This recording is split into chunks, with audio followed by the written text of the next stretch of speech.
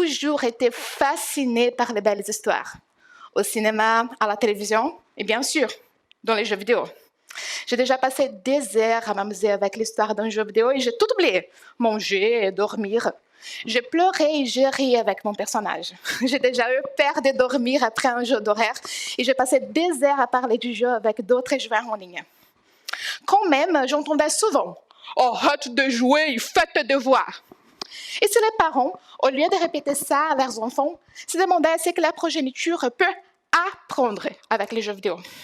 Et si les adultes se demandaient ce qu'eux aussi pourraient apprendre avec les jeux vidéo.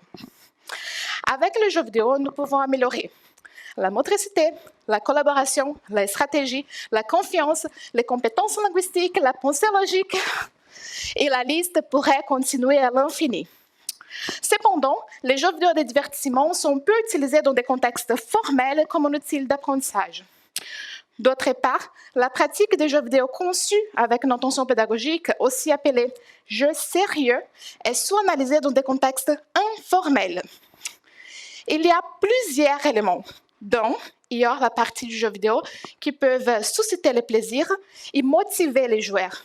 Ces éléments sont responsables de ce que nous appelons l'engagement ludique.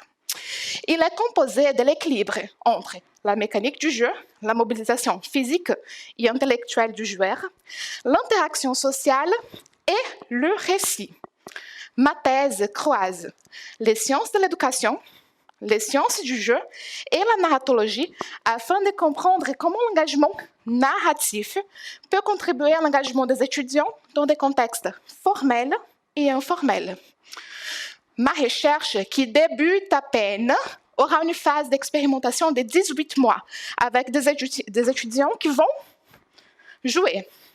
Nous allons analyser des éléments tels que la présence, l'attention et la perception des joueurs pendant la partie des jeux de divertissement et des jeux sérieux. Nous allons utiliser également des questionnaires et des interviews afin de connaître les profils du joueur, sa tendance à l'immersion narrative et son style d'apprentissage. En plus d'établir des lignes directrices pour l'utilisation des jeux de divertissement dans des contextes formels, à la fin de ma recherche, j'espère trouver des éléments narratifs qui peuvent contribuer à l'engagement des étudiants et qui feraient que les jeux sérieux soient perçus comme des jeux attirants. Et alors, avez-vous déjà choisi votre avatar? Merci.